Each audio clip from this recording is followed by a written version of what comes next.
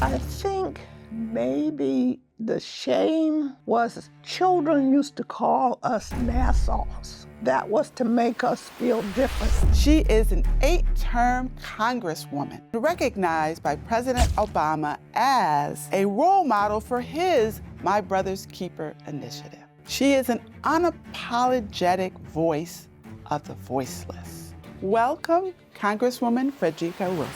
My grandmother, they migrated from the Bahamas to Miami, and my grandmother wore hats, and that's why I wear hats. I used to watch her. She was an entrepreneur. She didn't own stores, but she owned homes. I used to say to my grandmother, what does being a Nassau mean? And she said, it means that you're smart. It means that you're gonna grow up to be somebody. That's why I think when the little Haitian children started coming to Miami, I clutched them because I know what they were going through.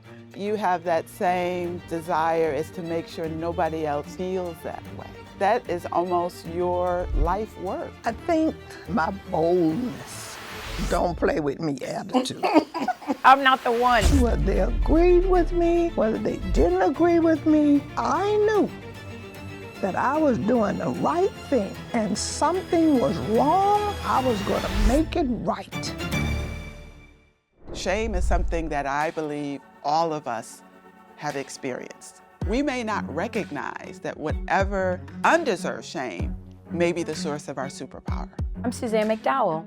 I am Teri Williams. I am the great-grandchild of my honey, and you're watching Who's Your My Honey?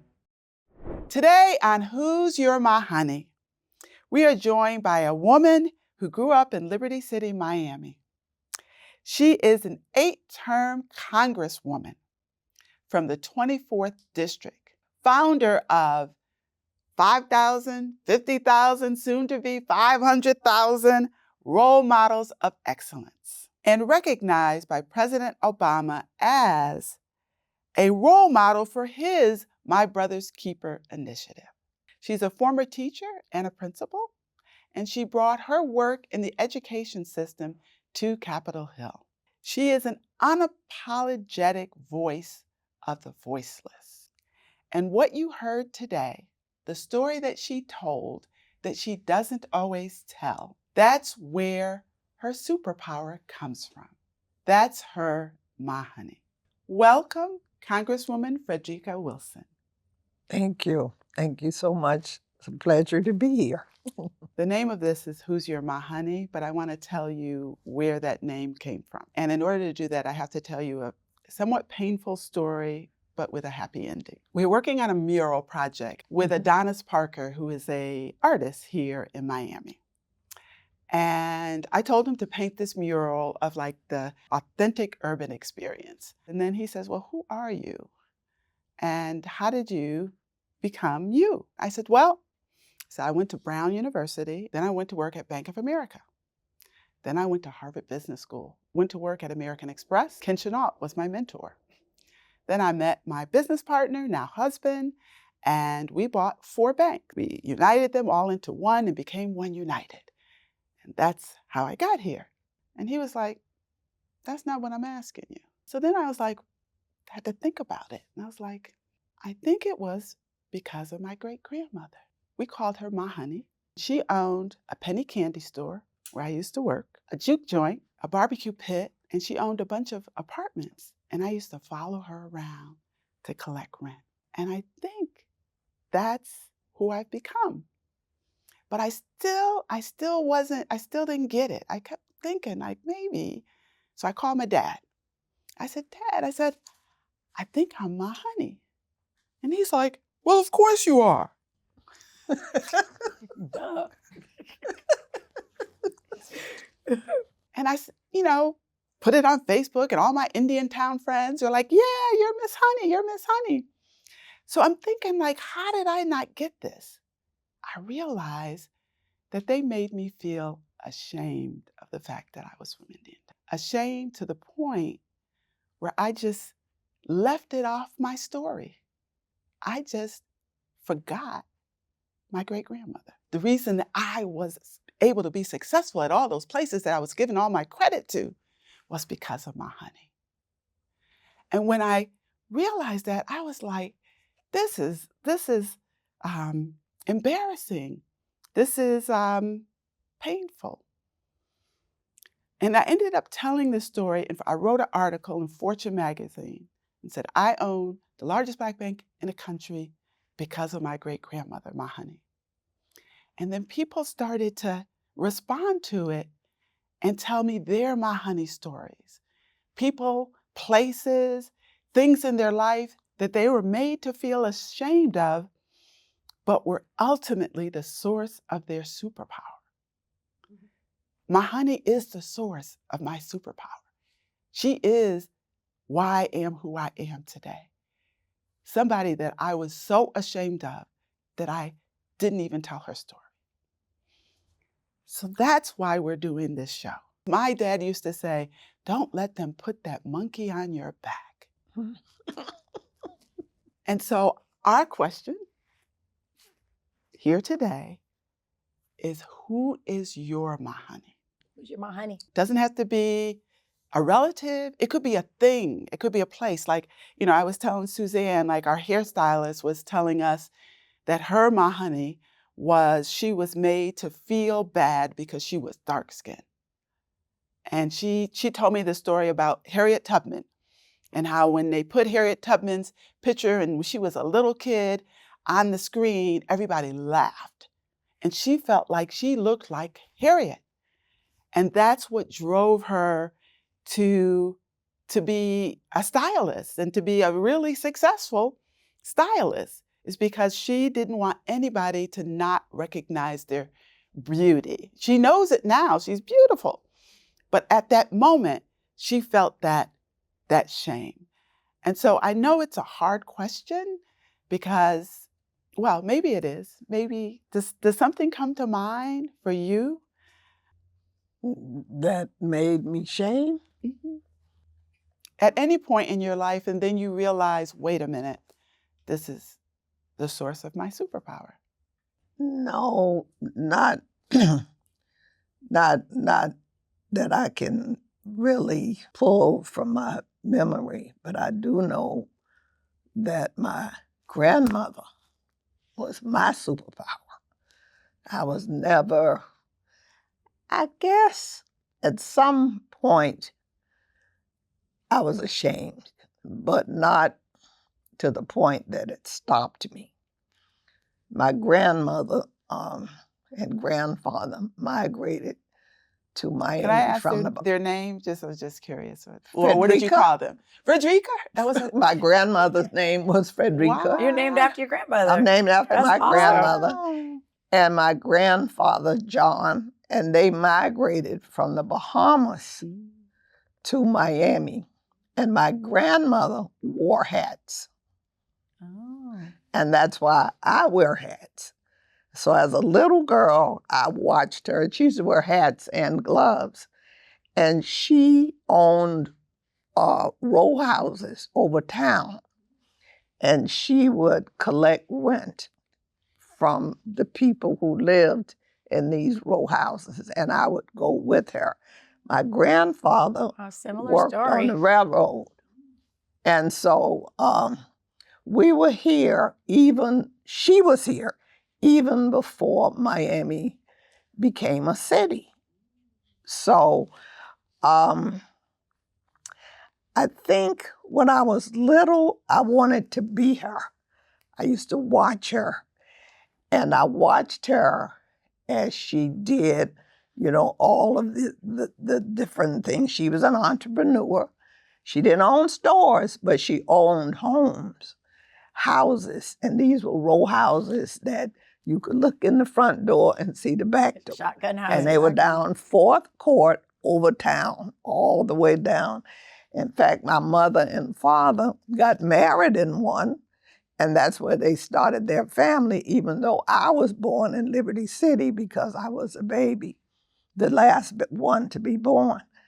But I think maybe the shame, a little bit of shame, was children used to call us Nassaus. And that was to make us feel different. These were little children who came from Georgia and other places, and they would say, and I used to say to my grandmother, Grandmommy, what is a Nassau? And she said, what does being a Nassau mean? And she said, it means that you're smart.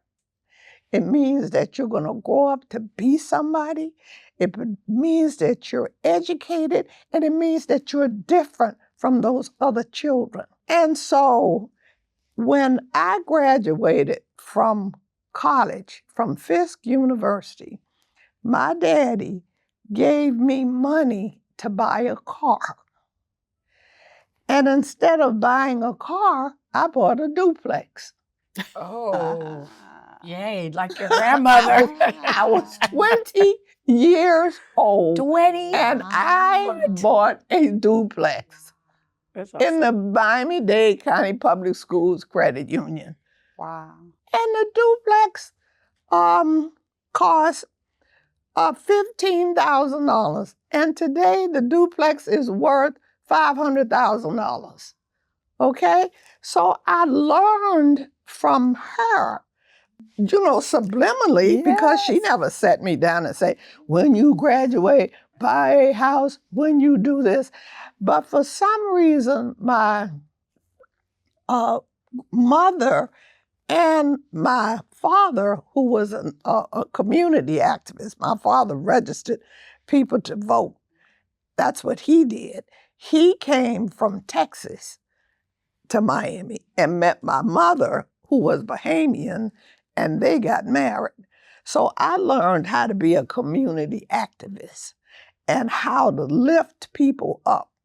And the only people who could be community activists were business people. You had to be self-employed. So my father owned a billiard parlor in Opelika. They named the street after him, and he owned a restaurant in Opelika. So all of these things are happening to me as I grow up. So when I graduated from college, I wanted to own something too. So I bought a duplex. So I think the only time I really felt ashamed was when I was a little girl. And what I explained to you, that's why I think when the little Haitian children started coming to Miami, I clutched them because I know what they were going through. Because the same thing happened to me, to Culture them. shock. Yeah. The culture It was shock. the little children at Edison, the little children in Little Haiti. They used to tease them and call them Haitians. That's the way they used to do us. Yeah. Yeah. So that's my story. Yeah. That's your Ma Honey story. That's your money story. Yeah. And it's sort of interesting that you have that same desire is to make sure nobody else feels that way. Nobody else feels that way. And that is almost your life work. Like you are basically saying, nope, we're going to do better. You're going to do better. You're going to stop this, whatever this is, what makes people feel other, like they're like something's wrong with them. When it's actually, again, in your case, it's like the source of your superpower started from when you were a kid. It just took me 50 years. You know what? Well, you know what happens is in you. South Florida, there's so many people that are immigrants. The same thing happened to me being a Jamaican in Texas. Bahamian, Haitian, it's South Florida that's, it's just so much more diverse than everywhere else. A lot of people came to America to make a better life, but it's culture shock regardless. And I remember when I came over, same exact thing. They used to be like, you're a little stupid black girl, dark-skinned black girl, stupid. You know what I mean? Like they treated me so bad. And it's not like you're like, I'm so confident because I'm from you feel terrible because you want to fit in, right? And so, yeah. And then later you find out that it's actually a benefit. Right. Yeah. Yeah. You're beautiful. Well, thank you very much. So let me, again, sort of pull that string of, I'm calling it shame to superpower, but it's really, particularly for you, it's not that. It's sort of recognizing to not accept that shame and to basically use the lessons that you learned from your my honey, I'll call it, but your grandmother, Frederica. How has that impacted even your work as a congresswoman? Like, what are some of the things that you can now see come from that experience? I think that my boldness, and my don't play with me attitude. And I'm not the one. I'm not the I'm one. not the one. And I think that I realized that when I was in high school, and I'm just going to give you one little example. When I ran for the school board, there was a gentleman by the name of Joe Silas. And Joe Silas was one of the first motorcycle policemen in Miami. And he came to my victory party. And he stood up on the stage and he said, let me say this to you. Frederica didn't just start when she closed AgriPost. AgriPost was a composting plant across the street from my school that they built. And I told them, do not build that alien technology across the street from my children. And I told the school board, I said, you need to help me. Shut this plant down. And they say, oh, that's not in the job description of a principal. I said, well, what is the job description of a principal if it's not to keep their children safe? Protect the kids. So I was always so bold. And some people thought I was crazy because, some of the issues that I took on, well, let me just say, most of the issues that I took on, I was by myself. Nobody, was there with me because people were scared. So he got up on the stage and they were talking about, oh, she closed down AgriPost. Oh, she was the first one to step out for OraSure for HIV and AIDS. Nobody didn't even want to mention the word AIDS because they would think that you had AIDS. But Frederica, she was the champion of AIDS and the FCAT, how she fought all the different things that I was doing. So he said, the reason that I finished high school was because of this little lady right here. She might not even remember. He said, we were in high school and I had come from Georgia and we were poor. And I used to wear flooded pants that were just above my ankles. And the boys would tease me and they would bully me. And so one day Frederica was coming down the hall and she saw them and it was a little circle around him. And I said, stop, leave him alone. You don't have a right to bully another black boy. All of us are black. We're supposed to stand up for each other. And if I catch y'all bullying this boy again, you better watch out. And he said all of them ran. He said she was about this tall, all these big high school boys, and all of them ran. He said, and whenever they would try to bully me again, I would say, I'm going to tell Frederica. I'm going to call Frederica on you. They would run. So I had forgotten all about it. Yeah. But that's how I was as a little girl, just like that. And it never bothered me whether people liked me, whether they didn't like me, whether they agreed with me, whether they didn't agree with me. If I knew that I was doing the right thing and something was wrong, I was going to make it right. And I wasn't going to stop until I made it right. And that's just the way I've always been. So that's kind of like your superpower, the fact Yes. that you will not accept a no or a defeat. Like you just keep going, you don't stop. Like that's a whole superpower. A lot of people would just stop, they bang their head up against the wall, but you didn't even see a wall. You just kept going. and that might have come from Frederica. It probably came from your grandmother. My honey. My honey. My You're honey. Yeah, you're my honey. Came straight on And down. it sounds like you are also many people's my honey.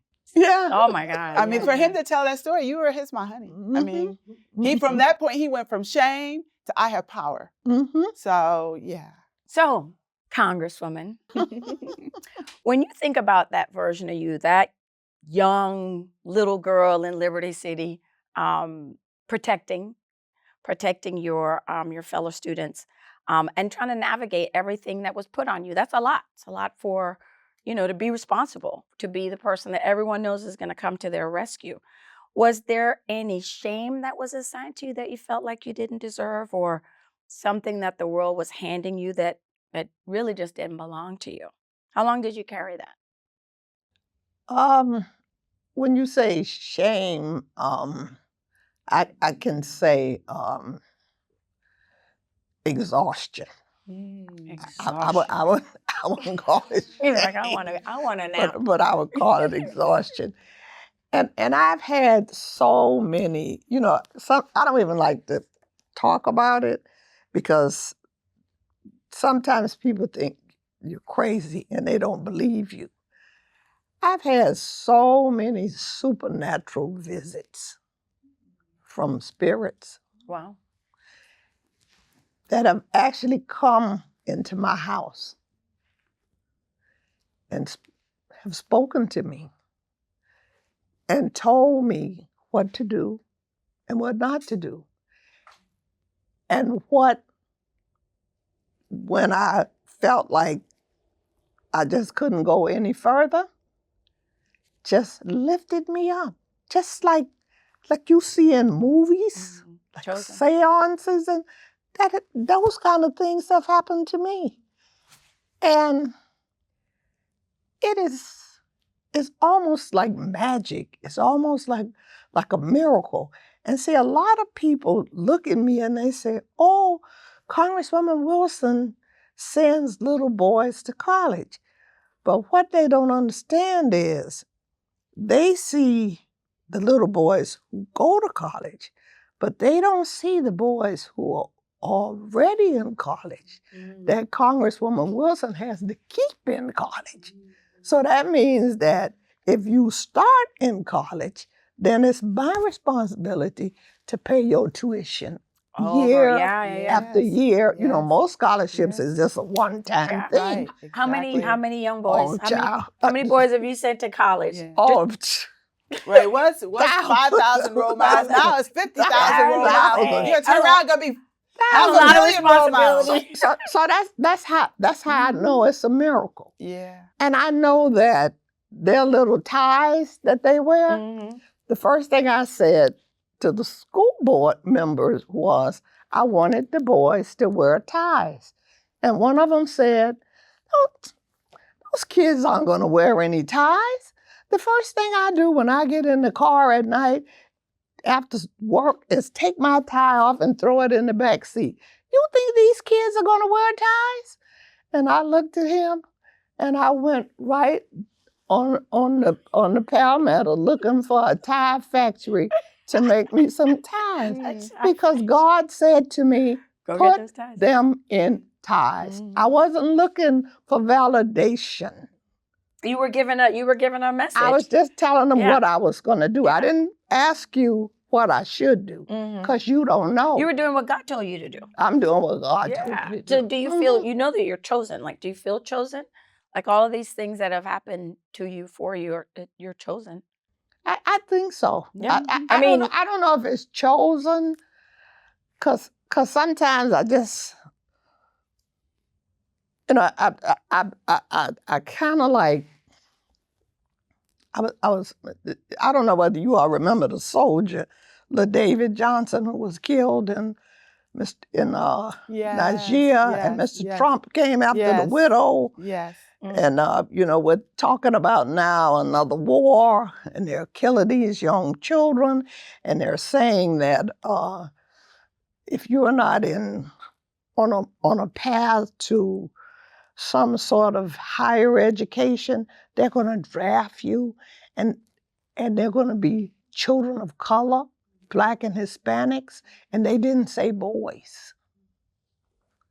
They said children. Everybody. Because we're in all these wars, and I'm thinking about these things. So my mind is consumed daily. It's like a little motor all the time. I'm telling you that I'm trying to get the Jesse Jackson funeral, but I have like 10 other things going on at the same time. So it's almost like it's exhaustion. And the exhaustion comes with when you think is exhaustion, and when you think it's not going to work out, a solution comes in the door. And I used to tell the people in the role models office when I first started, Suzanne, I used to tell them, because they used to be like, how did that happen? Where did that come from? It fell out of the sky. Yeah. I said, God opens the door every morning and we come in. I said, and when we leave at night, he locks the door and he's in here putting things for you. Because it's like magic. Yeah, look how long you've sustained this. There's been decades and decades and decades of purpose-driven life. Yeah, definitely. And you're still doing it. You're still like, today I'm going to do this. All the people that you're still trying to help, all the legislation you're still trying to pass. And it doesn't just change the child. The fathers, you should see the daddies. Changes the adults. Who we've changes the whole changed. family. Yeah. It is amazing. Yeah. You remember when people used to wear the pants around the hip lines? Yes. Mm-hmm. Well, we started something that said, no more your pants around the hip lines, wear them around the waistline. And you should see the fathers who I used to talk to, and they would just pull their pants up. The grandmothers, the mothers. One lady called me up one day and she said, Miss Wilson, I told my grandson to empty the garbage outside. He emptied the garbage and some papers fell on the ground. And I told him, I said, boy, pick the paper up. Didn't I tell you to empty the garbage? And so he said, Grandmommy, I emptied the garbage. And she said, but look at the paper on the ground. He said, but you can't talk to me like that. I'm a role model. Oh. I'm a role model. There's a certain way that she said, let me call Frederica now. Look at the monster you created.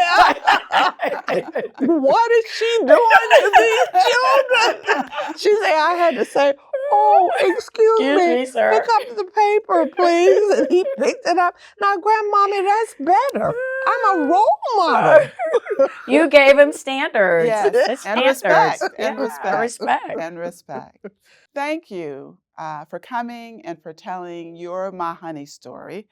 And I think that my honey is probably with your grandmother, Frederica, somewhere looking down at us and saying, yep, we done well. And I appreciate you sharing, because there is a Suzan, Teri, Frederica, young girl or boy who you continue to touch that really is going to hear this story and as my dad say, not let them put this monkey on their back and really continue with their purposeful life. That's true. So I want to say thank you for sharing.